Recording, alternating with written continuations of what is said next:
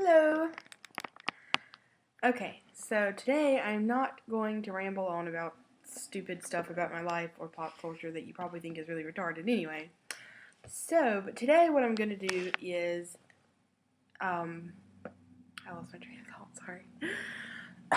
Okay, what I'm going to do today is a Pinterest project, because everybody loves Pinterest, yay! No, I love Pinterest, I'm addicted to it, and for my wedding, since I'm getting married soon, a lot of it is going to be do-it-yourself crafts for the decorations, so remember that if you're attending. Appreciate it. What we're going to be doing today is we're going to dye some jars, or tint jars rather, not necessarily dye. So what you're going to need is Mod Podge, preferably. I got this for a discount, apparently. Except I did it, but anyway, you need Mod Podge. Food coloring, assorted colors would be helpful. You need a mixing bowl or cup, a spoon, a tablespoon measuring cup. I have a 1/4 of a teaspoon measuring cup. That would be thing, and I put mine in a little container. But you need just a little bit of water. And you need, I'm using this cardboard bags or newspaper, cardboard, something just to lay down on the table so that you don't spill messy everywhere. Okay, so in your mixing bowl, what you're going to do is for one jar, it's about a tablespoon of Mod Podge, and then your food coloring and a little bit of water. I've done this before, so I know it works, and what I found with the first one was if you put too much water in it, it gets watery, and when you're going to tip it over for it to dry, and when you tip it, if it's too watery, it will streak really bad down the side. So you want to leave it kind of thick so that it doesn't streak as bad. The last ones I made, I did purple and teal, and they turned out pretty. I was very proud. So this time, I've got these are my two sizes, a big mason jar, and then a, like, ragu jar. So I'm going to use 2, put it in your bowl, like so. And this stuff all washes off, but if you want to use like separate spoons aside from your cooking utensils, that's cool too. So, and since that jar is kind of big, I'm going to do just a little bit extra. And you can always add as you go, or it's kind of hard to take away, but so you put the Mod Podge in, and then you put the food coloring. It really doesn't matter what order you put this stuff in because it's all just going to mix together. And I'm going to try to make like a red-brown, something of that nature. So I'm going to start. I only have red and yellow, so we're just gonna be creative here. And I'm gonna, oh, that's my hand. Hello. That's inappropriate. So I've got my Mod Podge in here. I'll go ahead and put the water in. Like I said, just a little bit of water because you don't want it. I did the 1/4 of a teaspoon of water, and we're going to pour it in. And if it's not watery enough, but you'll see, you don't need much. I did 2. And then I'm going to put some food coloring in, just splot it in. You can't really see that now. It looks like blood. Ew. Looks like bloody milk. And food coloring with this, it's gonna look really dark, but because Mod Podge is basically like a glue, it's gonna dry clear, and the color will be like transparent, but it'll look really pretty. So I'm doing right now red and yellow, so it's probably gonna look orangey. You can't really see my cup, can you? There you go. So now I've got that in there. I'm just going to mix it all together. That looks good. Please do not try this at home. I mean, try it at home. Don't, like, eat it. Try it at home. It's kind of like macaroni and cheese, don't it? Okay. So stir it up really good. Stir it up. And because I don't have black food coloring, I'm just going to try a little bit of green.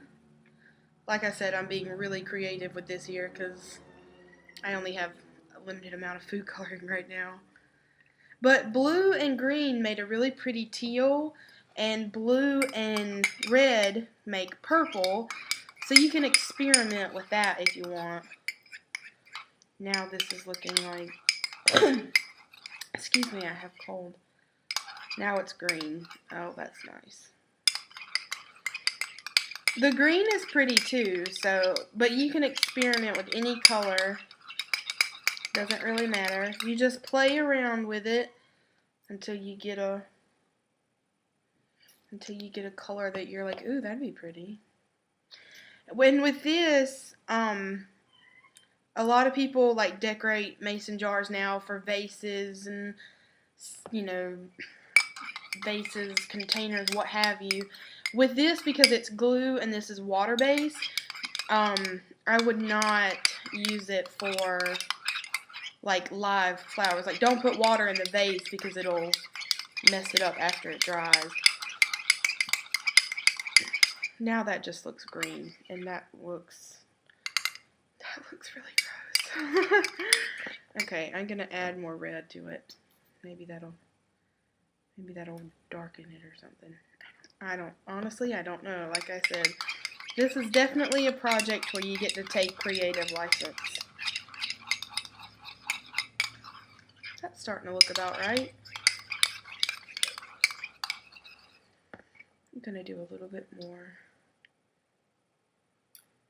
That was more than a little, but it's okay.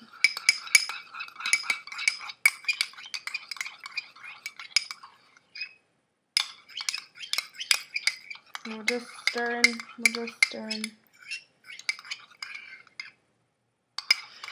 This is kind of, I don't know if you can tell, but that's kind of it's kind of soupy, so the consistency is really thin.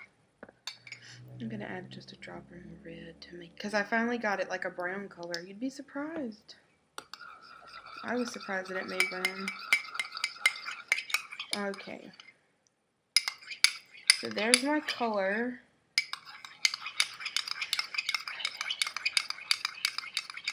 Make sure I get it all good. Okay. Now what we're going to do is you're going to move everything out of the way. Okay. Let me get the Mod Podge off my fingers. Okay. Now what we're going to do is I have two separate pieces for mine, but you can do it. The website that I got this from said to use wax paper, but whatever is going to catch it, because you're going to dump it like this to dry. So just whatever is going to be thick enough to catch the, I was about to say syrup, whatever's going to be thick enough to catch the mixture. Okay, so now what we're going to do is you're just going to take the mixture with the help of your spoon if you like and pour some. Oh, that's too much, I bet. But we're going to pour it in here, and you're going to tip it, like you're going to tip it over but slow, and then slowly roll it so that it starts to cover. Can you see me rolling like this? So that it starts to cover the sides, and kind of slowly slope it as you go, and then just turn so that it covers. Get as much of the sides covered like this as you can, because it makes it easier in the long run. So you're just going to twist and turn. It sounds like we're doing a workout. We're going to twist and turn and twist. Okay, sorry. Okay. And if you need to add more, you can, but you probably, despite what you think, you may not need to. This is a little, the bigger jars take a while with this, like it takes a minute or two to get it covered, just because they're bigger. With the smaller jars, it doesn't take as long. So get it down as close to the bottom as you can. It's already starting to pour out on my hand. So, and if it gets on the side, it's okay because it wipes off. You can wipe it off before you bake it. Yes, we are going to bake these. I didn't mention that earlier. So I'm twisting. I'm trying to get it all covered down there. And if you think you need to add more, I really don't, but just to show you, if you hold it like this, if you can just drop it in where you think you need to add more, and then just continue with the twisting. See, I got mine all over the side, but we'll clean that up. And then now that it's toward the bottom, what we're going to do is you are just going to slowly lay it like this and set it upside down on your cardboard, and it'll continue. I think you can kind of see it if you look close, but it'll keep dripping.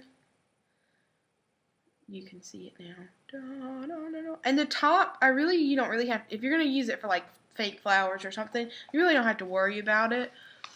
So there's that one, and then I'm going to do this one real quick, now that you kind of know what you're doing.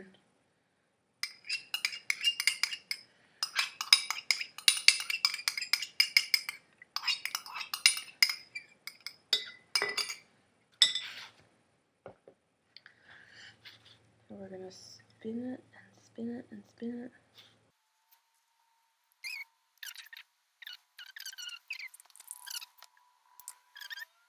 Crap. It's not going to turn out good. The other one is coated really clear. You can see now that okay, that side hasn't worked, but now this side is like, and when you pick it up, there's going to be puddles, so just be careful. I'm just going to let that sit and let it work its magic. Okay, so now that we're letting it sit, what you can do is you can go ahead and wash your bowl and clean your spoons so that the glue doesn't really dry on your spoons. But this step, the leaving it laid down to dry for like 45 minutes or so. And then after that, you put your oven on 350. Actually, I can double check and make sure I'm telling you right. Usually it's 350. No, 225 degrees. 225 degrees in the oven. And you let it cook in the oven for about an hour. After an hour, after you check it, if it's streaky, you can leave it in a little longer, and that usually helps. But after an hour, if it looks good, then there you go. Take it out and let it cool, and don't drink out of it. Don't put liquid in it because the water will just eat the paint away, or the glue. So that's all we do, and we'll check back in when they dry, because I'm excited to see how these are going to turn out. Okay, so now that you've let your jars dry for 45 minutes, here's mine, and you can tell, I'll flip it over in a second actually. What you're going to need now is a baking sheet, a flat baking sheet, and some wax paper. Not really sure why you need the wax paper. I guess if you don't want to use it, you don't have to, but just to be on the safe side, use wax paper on the baking sheet in case you have any like on the jar or whatever. So you're going to put the wax paper on the baking sheet and just like that. And now take your jar. Here, I'll put the camera so you can see it. So here it's on, you can see it's on the cardboard. And we're just going to take it. It might be stuck a little. You can see how much fell out. I put a lot in there. So you just turn it, and then see how it dripped, covered everything. So now we're going to sit it up right on the baking sheet. This bigger one, mine didn't cover everywhere, as you can see. But I'm planning on using this for flowers, so it's not a problem. And I don't think you can see if I do this, but I can see like streaks that it may be streaky when I bake. But that's okay. So you just put it on the baking sheet, and now go put it in the oven for an hour. 45 minutes to an hour. It doesn't have to be an hour. It's not gonna, you're not gonna do something wrong. You'll be able to tell after a while when it's dry. Like I said, when it's dry, it'll be transparent, and I will show you the finished product because I'm very excited to see what this color is gonna turn out to be. Okay. Okay, so our jars were just in the oven for 45 minutes to an hour, and mine are done, and they look super cool. Super cool. I'm so excited how they turned out. So here's mine. Here's what happened. This one right here, I'm not going to touch it because, like I said, it's like really hot. But you can kind of see, if I make it closer, you can see how it didn't drip. But I'm going to put flowers in it anyway, so you probably won't even be able to see the top. Wow. Okay. I'm going to put flowers or something in it so you won't be able to see the top. Or, like, you can put, like, ribbon around the top or whatever. You can easily fix that. So, that's how we dye jars. You need just the Mod Podge, food coloring, water, a bowl, a spoon, one tablespoon measuring cup, 1/4 of a teaspoon water measuring cup. Measuring cup for water. That sounds about right. Wax paper and a baking sheet. That's all you need. And an oven. You need the oven. And the oven. That's all you need. Ow. I just Hulk ripped that off there. That's not important right now. So that's it. That's how we dye jars. And this was the first Pinterest project that I tried. It's kind of a longer one. Some other stuff with jars doesn't take as long. So yeah, this is kind of one of those crafts that you could do other crafts in the middle of. Like when you're waiting for them to dry or when you're baking them, you can do other stuff in the middle, like making flowers, like the paper fabric flowers or whatever. I confused myself, sorry. Okay, but that's it. That's how you do it. If you have any questions or comments, leave them in the bottom. Let me know. Thanks.